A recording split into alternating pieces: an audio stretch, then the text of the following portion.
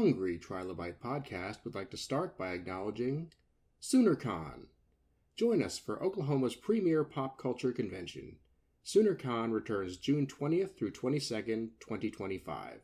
This will be the 33rd year for Soonercon, and this year will bring even more cosplay, celebrity guests, kids' workshops, gaming, comic art, and after-hours events. Visit Soonercon.com for details. Back again, we have Zoe Plait. How have you been? I've been pretty good. It's been a minute. It has been a minute. You were on the show way back in episode 21, and your episode was one of the episodes that really made me thankful to have started this show in a very small period of time. Like the chat we had felt like, okay, this show really can break new ground with fandom. It can show people something they haven't seen before because you were something I never expected to come across. You and your work are very special, and it's part of Mystery Science Theater, which is very special to me. So the fact that we got to collaborate then, number one, I'm glad we did it. Number two, I'm sorry we haven't chatted much since then. I kind of felt the same way after our conversation. Honestly, I remember I was working for the mad scientists at the time, and I was traveling for them. I was sitting in an airport when I came across your podcast, and I thought, this would be a really cool way to advertise for the MADS tour, and this guy seems like he is legitimate. So I reached out to you and just said, hey, can I be on your show? And you said, absolutely. So I really loved that openness. It was nice to connect and break new ground. Well, since then, Frank has been on the show. We had a great time. And then I always want to sit down and just talk with him about what it's like to watch, just to be a fan of film in this day and age. Not really talking about the show so much because he's had that conversation before, but I really want to get inside his head, and I got to do that. And the whole time I sat back thinking, wow, I really wish Zoe could see this because I know she'd appreciate it. And that was it was a point where we said this is what the show is going to be about, and now you've had a new mission thrust upon you. Yeah. We talked at the time very briefly about the idea of you starting a book. Yes. And you were going to call it The Right People Will Get It. Yes. And it was going to be about your journey as a fan, but more the history of the show, the behind the scenes history of the show. Yeah. I started that project, and I started doing the research for it very rudimentarily, if that's a word. I started going into the backlog of interviews with the best brains that I've been collecting for years and years, and I started tying pieces of the show's history to my own journey, and I ended up kind of putting it aside for a little while. Just life stuff got in the way. I've moved to Minnesota since the last time we talked, and I've been working on schoolwork, and I've been working, to make enough money to work on my schoolwork. And so I just kind of put it aside. But, I recently picked it back up. A few months ago, I decided there's so much of an audiovisual element to the story of Mystery Science Theater. Not just the show itself, but all of the movies that go into it and all of the fun side projects that all of the creators of the show have done over the years. I thought I can't really tell this story without an audiovisual element to it. And I also thought making a YouTube channel, it's a lot more accessible than publishing a book, because anything that I write in like book form is going to be very niche, and I don't know how to distribute that. I don't know what kind of publishing house would pick it up. There were just a lot of logistics questions, and I wasn't really interested in the logistics. I wanted to get right into the content. So I decided I'll just do some short videos. I'll just start with what I know about the genesis of the TV series, and I can call it History Science Theater, which is actually a callback to something I did in high school. I had a really cool AP US history teacher who let me come in early before class and write fun facts on the board, and most of the time they were just BS, like I made them up. Or they would be quotes from Crow about Rutherford B. Hayes or something like that, because he goes off on a whole Rutherford B. Hayes tangent, and I thought, oh, that's related to this class. So I would come in before class, and I would write jokes, and they got a little bit, towing the line of appropriate for high school, but my classmates seemed to appreciate that I was humble enough to embarrass myself that way. And I called it History Science Theater because it was about AP US history, and nobody else got the joke except for a couple of close friends of mine, and that was okay. because the right people will get it. So I ended up adopting that name into the YouTube channel, which I'm calling History Science Theater 3000. And as of this moment, I've put out like 3 kind of feature full-length videos and 1 blooper of me dropping my Tom Servo while I was filming. Yeah, that's where we stand at the moment. Yeah, I've seen those. I found it very charming. And what really tickled me about them, in addition to the fact that this is just a project I love, but it felt like I was sitting down during one of the commercial breaks of the old Comedy Central era and hearing one of those little aside, like side segments that they would throw into there. And I almost wanted to hear Penn Jillette's voice in the background telling me what I was about to see. It had that you're back home effect to it, which for someone who's Oh, not an old time Misty, maybe they won't get the reference, but it means a lot to me. that is such a high compliment. Thank you. Sure. Yeah, I would love to have been around for that and a fan for that. Sadly, for much of it, I was not yet born. And that's just something I have to come to grips with. But it's really nice to be told that it feels like it fits with the lore of the show. It does. It fits the tone, the lore, and I don't want to act at any point like the show wasn't always making it up as they went along because they totally were. They totally were. And that's part of the charm of it. And Comedy Central put their spin on things as did every other network after them. But there's a certain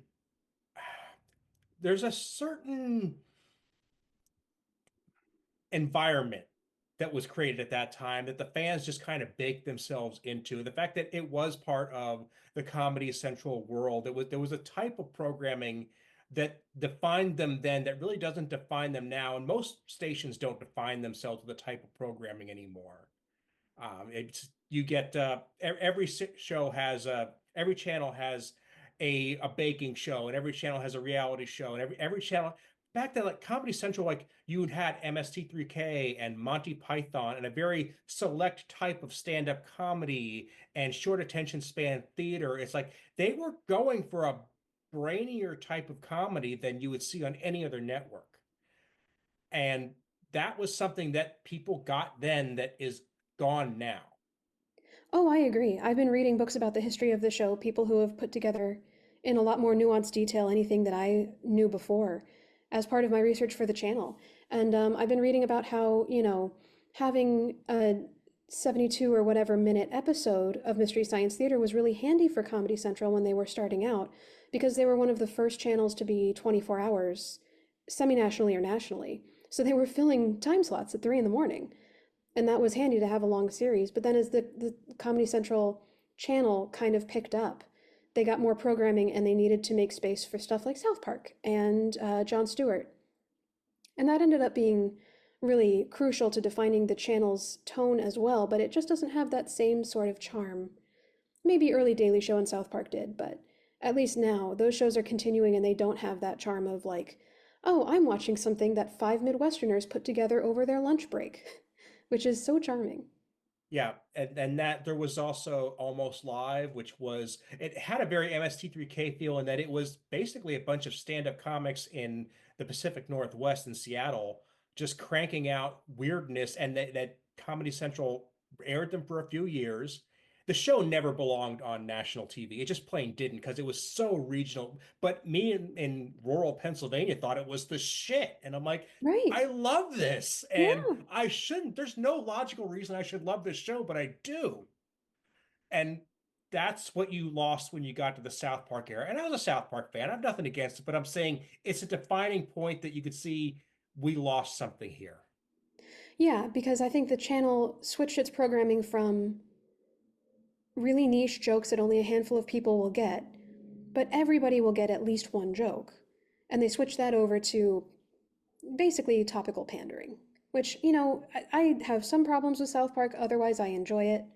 Um, but I will say it's a very topical sort of what's the flashiest thing in the tabloids right now kind of show. Whereas Mystery Science Theater was referencing stuff from like the 50s and 60s when those guys were kids and they were watching their own programming at 3 in the morning and referencing that stuff.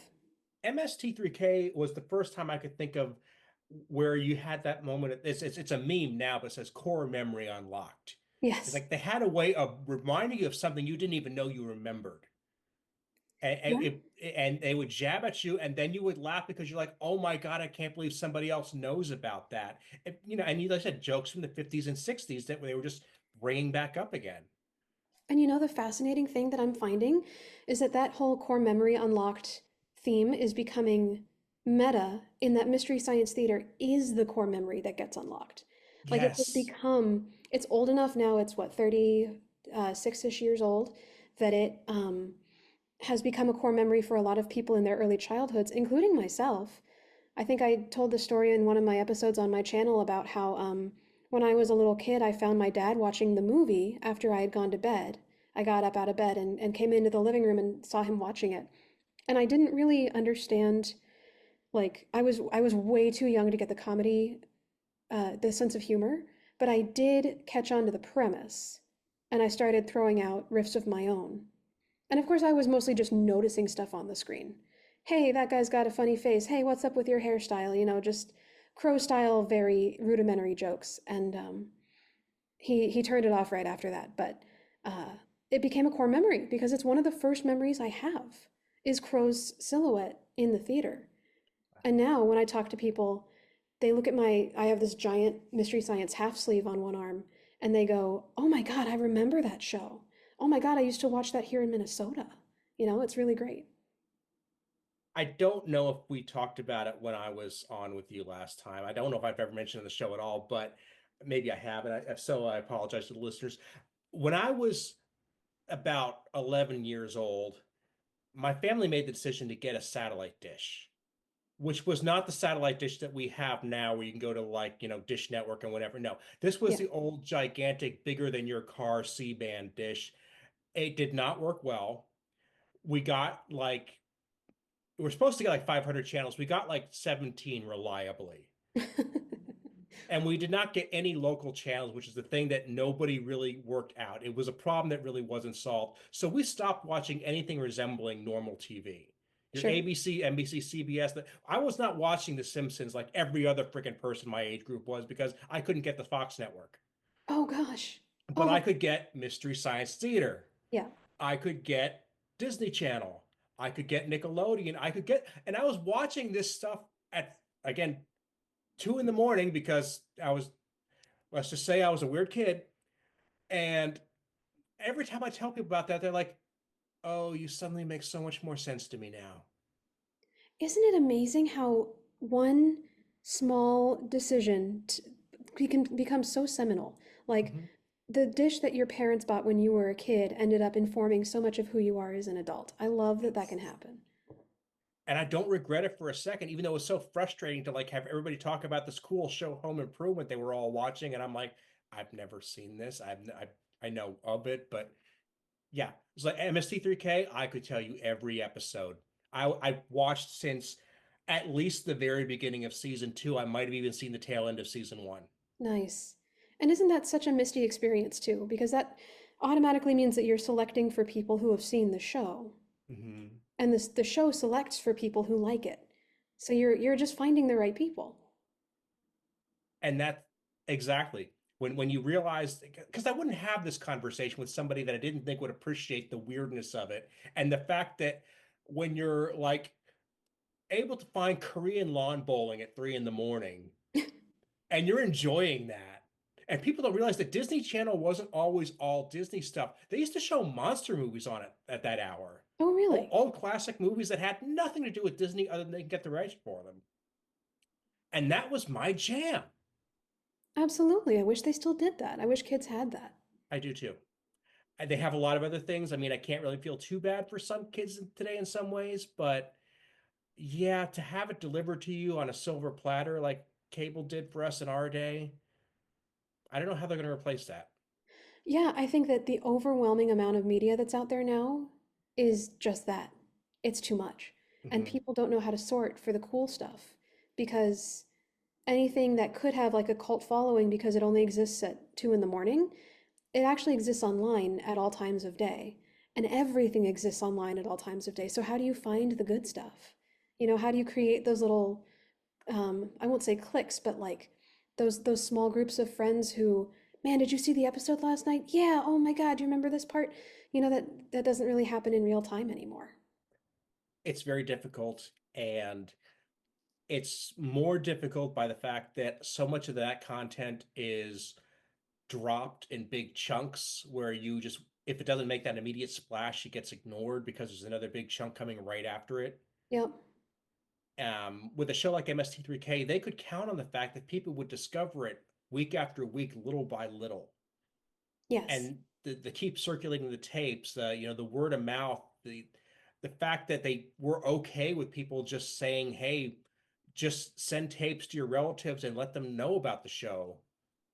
That, as primitive as it sounds, it was much better than the way we socialize shows these days. Yeah, the new thing that Joel's been saying is keep circulating the URL, and I'm like, man, I love you, man, but I don't think that has the same ring to it, you It know? doesn't. Yeah. Um, the one of the better decisions they made is to put a lot of the stuff on YouTube where you can just send people a link and say, "Hey, try this out." See if I've done a lot of that. Just send people links to the show on YouTube saying, "Hey, give this a shot." Yeah, I mean, try it. Hmm. It was a lot of right place at the right time for the show that they were able to get picked up and noticed by a semi-national network in like 1989 or something like that. But I'll also say one thing that a lot of the best brands won't say because they're too humble because they're from here is that they were also the right content in the right place at the right time. They were also just hilarious.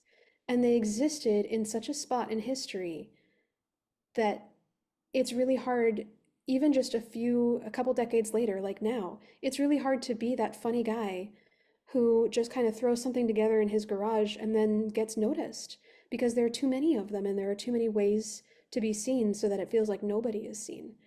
Um, but the point that I guess I'm trying to make is that it wasn't just that they were in the right place at the right time, it's also that they were geniuses, You you know? can't deny that, and I think that that does need to be pointed out. Like, so this was a great group of talent, and when you read what they've written, especially in the Amazing Colossal Episode Guide, Mm-hmm. many of those people wrote their own books, and you can see a specific voice for each person in each of their voices.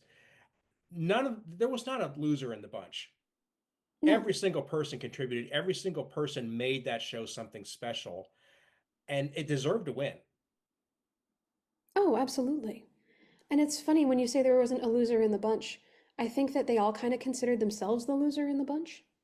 But that's also a very Midwestern thing. You get that feeling Sure. too?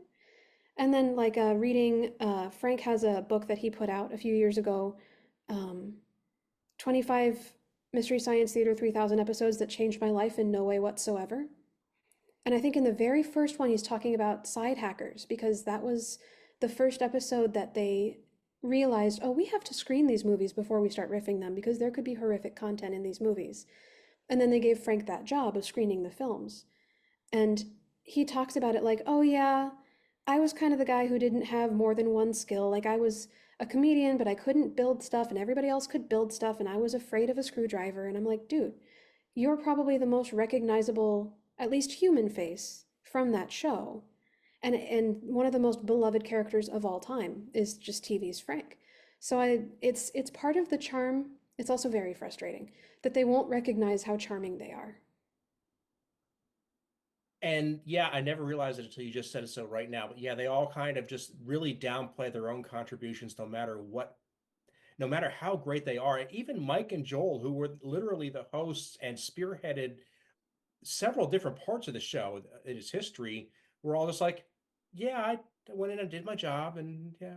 Yeah, And just and kind of fit. they talk about themselves as a whole. It's like we're the Cowtown Puppet Show. Is that the phrase they came up with? It's like, yeah, we did our thing and we managed to get on the air somehow or other. And Yeah. you're capturing that in your show. That you're trying to grab that impression and convey it to the viewer. And I'm glad you're doing that. Oh my goodness, thank you. Wow. What a thing to have come across because that's exactly what I'm going for. I realized, and this was something when I was thinking about how we would be recording this, I thought, I want to make a point to say that there were some mistakes I've made the first time around with my channel that I think are the reason why I had to take a break from it for the past couple of months. And it's that I tried too hard. And that took shape in a few different ways. Like, I tried to monetize the channel, not by taking money from people, but by taking money from like YouTube ads. So I was a little bit obsessive about, oh, do I have enough views to unlock the YouTube feature where I get ad revenue now? Or how can I advertise my Patreon, you know? And the Patreon, in my mind, quickly turned into more of a source of income than like a means for having real communication with people who genuinely wanted to support me. And I'm realizing that. So I think that when you say that it comes across that I am talking about a Cowtown puppet show and the kind of humbleness of that, I'm really glad that comes through in the channel. But I think that the way I pursued things outside of the channel in order to advertise it actually kind of took away from that feeling of, you know what, I'm just going to do this for fun. This is a hobby. This is not something I'm getting paid to do. This isn't something I expect to take off into any sort of career. It's exactly as it presents itself to be. And that, I think, is the core of Mystery Science Theater. And that's what I need to stick to when I start making episodes again, which I do plan to do at some point. Um, I have a year left in my degree program, but we'll see what happens after that. Because I did really enjoy making the episodes and revisiting them with friends. I was showing a friend my YouTube channel for the first time the other day, and he watched it. He was like, oh my God, this looks like you've been doing this for a long time. And I thought, well, that's wonderful to hear because I most certainly have not. But it made me want to get back into it. And if I do it again, when I do it again, I'm going to just focus on making the videos and not worry too much about signing up for every possible marketing opportunity. You are an extremely smart person. And I say that because I have talked to so many creatives, and what you went through is completely natural. And I don't Right. want you to feel regret it for a second. You get into the business end of this because you need to get into the business end of running any sort of channel like this. It's unavoidable. Unless you truly do not value your time in any way, shape, or form, you need to look at everything as a, cost to benefit. Mm-hmm. But so many of them never get out of that spin cycle of I have to monetize everything, I have to make everything a money decision. And you went in and out of that phase in like 6 weeks. Yeah, something like I mean, that's a crazy turnaround before you're like, okay, no, this isn't working. Here's the plan. Let's readjust our expectations. That shows somebody who's really in it for the right reason. And yeah. that takes a very strong mind. Oh, well, thank you. I have a kind of this meter in my heart that tells me when something is more stressful than it's worth. And depending on the thing, that might be a little bit of stress, that might be a lot of stress. In this case, really any stress over this project means that I'm doing something wrong. Because this should be fun. This should be entertaining for the people who are watching it. This should not be my livelihood or an expectation that it'll take off into some kind of career. Like, this just needs to be something I do because I want to and not something I feel pressured to do. And And that's what it's going to be next time. you love MST3K too much to not enjoy this. Yes. Oh my God, well said. That's so true. You will do this, you will enjoy it because you can't not, but don't get in your own way. Right, exactly. Exactly. YouTube is free to use. The tools are there, they're free to use. I'm sure your equipment is paid for. All you have to do is invest the time and labor, and you're more than willing to do that. Oh And my God, yeah. you've got people here behind you who care about you and are ready to support the work you're doing because we care about this too. And we want somebody to champion our history. And I'm sure at some point, and I'm going to ask you in a minute about your long-term plans. I'm sure at some point you're going to get into the era we're in now, where you're talking about the things that people are doing in a strictly online world, Mm-hmm. way away from KTMA, way away from Comedy Central, or the dark ages when we were, going to cinematic Titanic shows, trying to keep everything alive. Like, this is a new world for us Misties. It is. It's constantly new, and it's been evolving for 30 some years. I'm always interested to see what the next kind of era is going to be, whether it's Mad's live streaming, or I know that like Bill and Mary Jo had a small kind of semi-private stand-up show a couple of nights ago here in the cities, and that's keeping the fandom alive for sure. I'm always interested to see where it's going to go. Yeah. I'm glad they're all still reaching out. I love any sort of live performances. It's I mean, it shows that they're the kind of people that really benefit from that. And I have a big appreciation for the differences between doing something on a set and doing it in front of a live audience. Oh, yeah. And that's yet another talent all these people have, is that they're all willing to work in both environments and they thrive in both environments. So when it comes to the show, your show, I should say, do you have it mapped out as to what you're going to discuss when, or are you kind of taking the topics on a more like essay basis? It's a little bit of both. So I have a handful of documents that just have crazy brainstormed ideas in them. And they follow, slightly different or varying levels of organization. One of them is just I'm going to spew into this document about what I want to write about and see if it turns into anything. And others are a little bit more structured, but I do have a huge list of topics that I want to go into. And the thing about writing that's both terrifying and wonderful is that when you start doing it, you don't know what you're going to end up with. Like you can have the most strict, detailed outline, and yet when you go in to actually flesh out your outline, you end up with something totally different than you expected because it just took you in a tangent. And that's awesome. That's great. It makes it kind of hard to plan for, though. So I found that when I was doing it before, I would be writing, filming, and then editing episodes in the 2 weeks between when they would premiere. And that became a stressful turnaround. I was kind of mimicking the way the Best Brains used to do it on their 9-day rotation of creating an episode. But that doesn't really work with content creation when it's not your main job and you have other things that you need to do. So I am curious what would happen if I went back and looked at those documents and just kind of dove into them again and said, well, I have half a script here about, the personal history of Jim Mallon, and I've got this long story, this narrative story that I've written about my memories of the reunion show here in Minneapolis 10 years ago. What can I do with those? Those are half written and I want to finish them up. I really want to hear those stories for sure. They're fun. They're fun. Yeah. For one thing, the conventions are something I never got to experience. I was in the wrong geographic place, the wrong time in my life to get to those. And I love conventions. I mean, I live for conventions. As anybody who listens to the show is going to know, I do conventions as a lifestyle.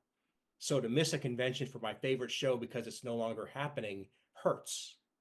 It really hurts. Yes. The closest I ever got was the Cinematic Titanic live shows, which filled a gap, but wasn't a convention. And I can tell just in the way you say that how genuinely that kind of cuts, because I've missed stuff before too, and it definitely feels like a once in a lifetime opportunity that you no longer get to have. Fortunately, there will always be more, but there will never be that one again. Right. And those were like really big around season 7, season 8, somewhere in there, right when the show was hitting that point where it was at its biggest. It was unexpectedly canceled, but hey, it's still around because we have that fan support, and the conventions always kind of happened in like this madcap, we can still do this at crazy fashion, like pure MST3K spirit. Oh yeah. So I've heard. Right. And yeah, and Jim Mallon, don't talk about Jim Mallon a lot because he drifted away from the show, and I realized he had his own drama, for lack of a better word. Yeah. And we all deal with things in a different way, and I don't want to be disrespectful to anybody, much less somebody who created something that I love so much. So I really would like to hear a good retelling of his side of things. So when you get to that, you'll have my attention. Oh, for sure. And researching his past, I mean, he did some crazy stuff when he was a kid, funny stuff. Like, there's now this tradition, I believe, I don't know if it's annual or what, but it's called Fill the Hill. And it is a tradition that takes place at the University of Wisconsin in Madison, which is where he graduated from in, like, I want to say early 80s, where one night there's a hill on campus and he covered it in plastic pink flamingos. And he and his buddies just got together and they got a billion of these things and they just spread them all over that hill. And everybody woke up in the morning, as far as I know, and was like, what? So it ended up being a publicity stunt, I believe, for maybe some sort of campaign. Don't take my word on any of this. I'll have to go back and research it again. But now they still do stuff like that at that university, and that's because of him. And that's just Oh, a little tidbit that I thrive off of. I love the little trivia that comes with knowing more about this show because every person who contributed to it has this rich history behind them that I feel like a lot of people might know bits and pieces, but nobody really gets the whole story. So that's what I'm trying to do is put those bits and pieces together to tell the whole story. and I'm glad somebody is. And it's going to be hard to get the cast and crew because there's so many different variations of them now, and they all have their own projects going on. They're all trying to make their way in the post MST3K world. I know the show is still around, but we don't know in what direction or when we're going to see the next chapter. So, Right. in a sense, it's a post MST3K world. It's in hiatus at the moment, Yeah. and uh, somebody who doesn't necessarily need to have MST3K to pay the bills could step in and fill that gap, and I'm glad you're doing that. I'm glad too.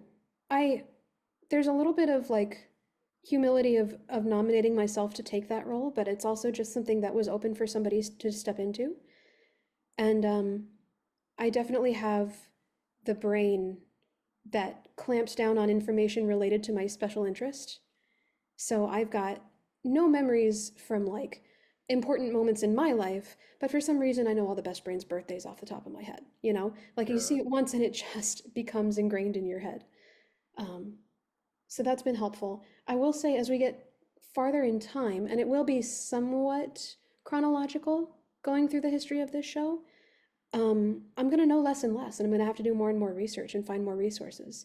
And that'll be interesting because so far, most of what I've written has been like stuff I just knew. So we'll see how that goes, especially with the revival. Oh man, so much went into that. There were so many players. It wasn't just like the 8 core group that created Mystery Science anymore. It was so much marketing and talent and so many people involved. I'm going to have to wrap my head around what the hell happened to make that work in 2015. It would be interesting to compile some of this into a wiki to see as you go along, not necessarily all at once, just to make sure that the information is because there is so much of it and in so many different forms. That's a great idea. Holy cow. I love that idea. It would be helpful for my notes too, instead of just, you know, basically slamming my forehead against a keyboard into a Google Doc. I could actually arrange this stuff into a wiki that people find helpful. Just worth a shot. Yeah, that could be really fun. Not terrible for fact checking either. No, no, because people could come in and say, hey, by the way, I was alive when this happened and you weren't, so maybe fix it. Right, right. And there's always cases where you might have two different perspectives on the same story, and they're both worth out, throwing out there because you don't Yeah. know, you weren't there, you don't know what happened, but between the two of them, we can figure it out. Oh, for sure. And I could even like interview people like that. That'd be fun. That would be fun. Yeah.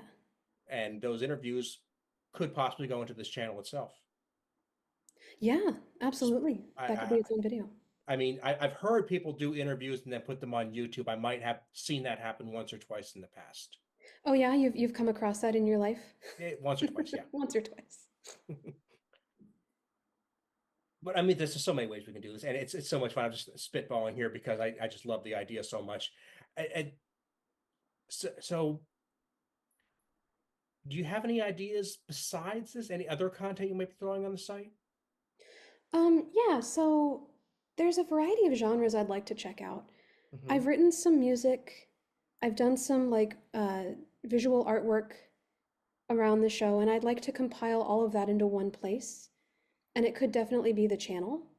I think that in order to support a place where I'm putting a bunch of my personal art, I would need to make it very centrally focused on the deep dive essays so that people really feel like they're getting that universal content that they really enjoy. And then if they want to look at my art on the side, that's totally cool too. Um, I was, I had a funny idea. I love ASMR. I legitimately just, it works to help me sleep. And so I thought, what if I came up with this character? Um, and at first I was going to call her Queen of Forrester, but then I put this idea online and somebody in the forum said, You should call her Wispa Forrester because she whispers. Wispa Forrester. That's brilliant. So I Yeah, think it I'm going to is. do that.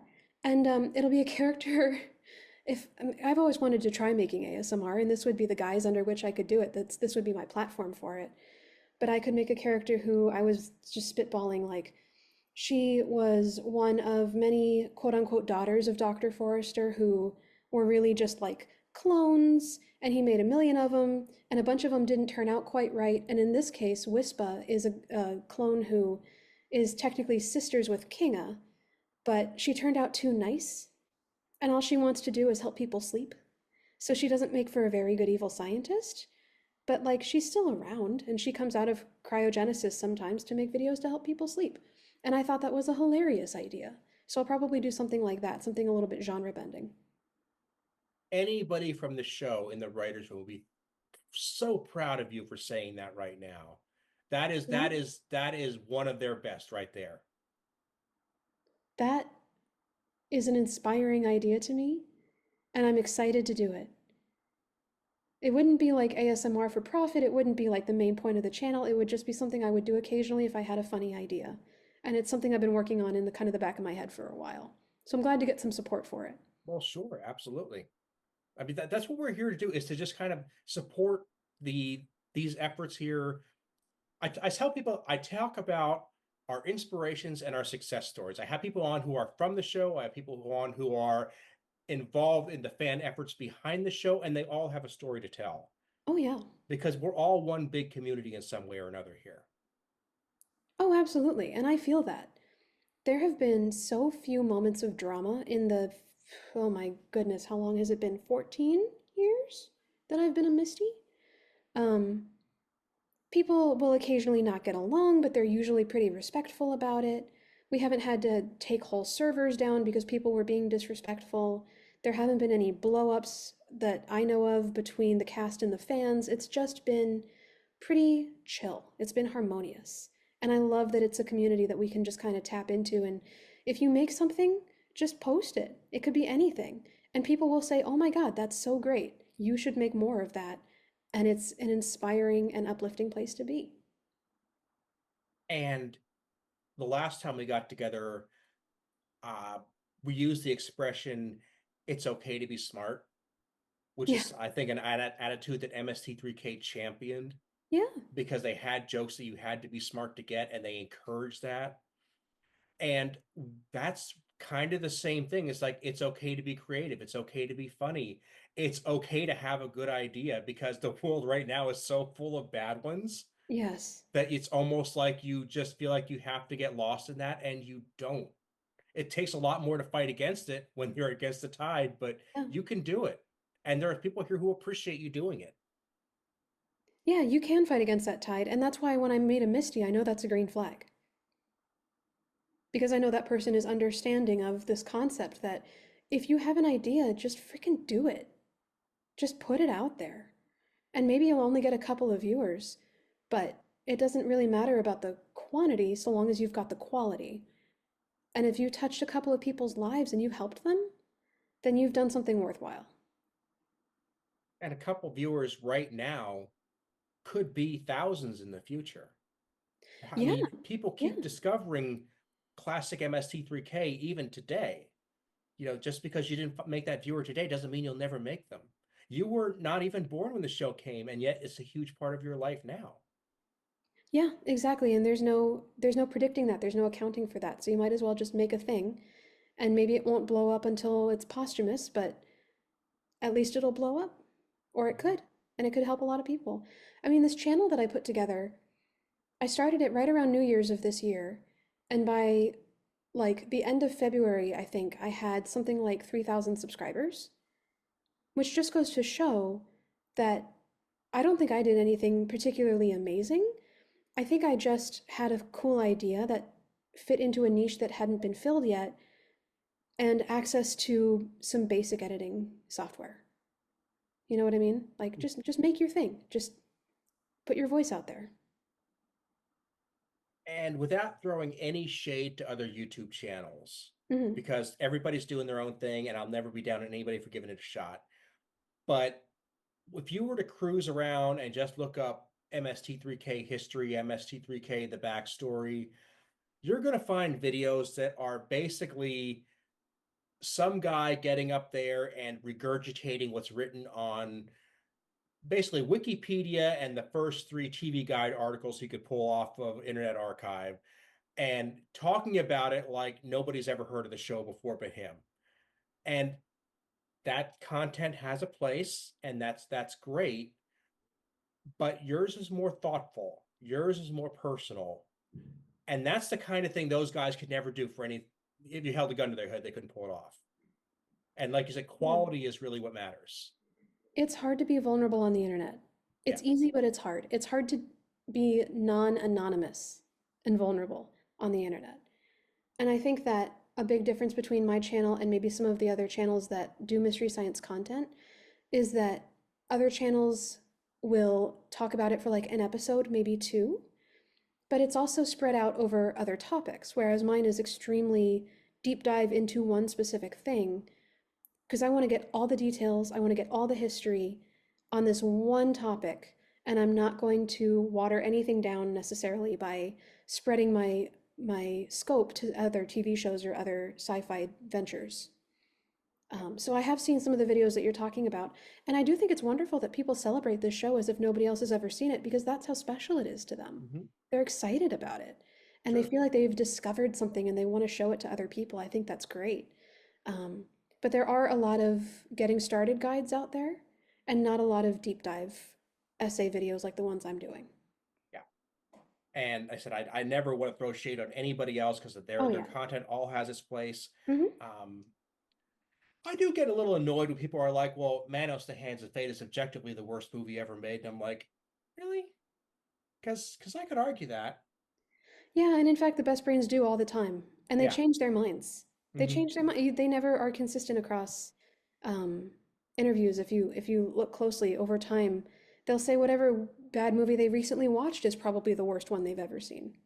I'm pretty sure I would have to just do a rewatch for this specific reason, but I would like to rewatch the first 10 seasons and just count how many times in the show they say this is the worst movie we've ever seen. Right. It's like, this it is has to be they've done it once a season at least. Yeah. I'm thinking about the way Pearl introduces hobgoblins. The way I know they she did in has to, Cave Dwellers. Yeah. Mm-hmm. Each one is somewhat worse than the last, if not just because it's the freshest in your memory. Yeah. So as far as fresh in memory goes, we want to make people can follow this channel. We want to make sure they can follow your adventures there. Where can people do that? Because I want to put it in the show notes on my website, aaronbostic.com. Oh, for sure. The YouTube channel is just called History Science Theater 3000. I think it might be like youtube.com/HST3K. Don't quote me on that. It'll be something like that. And I also have accounts under that name on Blue Sky, Instagram, not Twitter. Don't get me started. But I think, I also started a Discord group just before I kind of took my hiatus, and I'd like to get back into that as well. So if you want to search for the History Science Theater Discord and join there and just see what's up and maybe talk to a couple other people, I'll be on there. I will link to everything on there. Zoe, I want to thank you so much for doing this. I want to thank you for coming back and having a chat with me, and I hope we don't have to go another 5 years before we talk again. Oh, I hope so too. Thank you for having me back. It was Glad great to the do first it. time. It was great this time. Watch out for snakes. Watch out for snakes.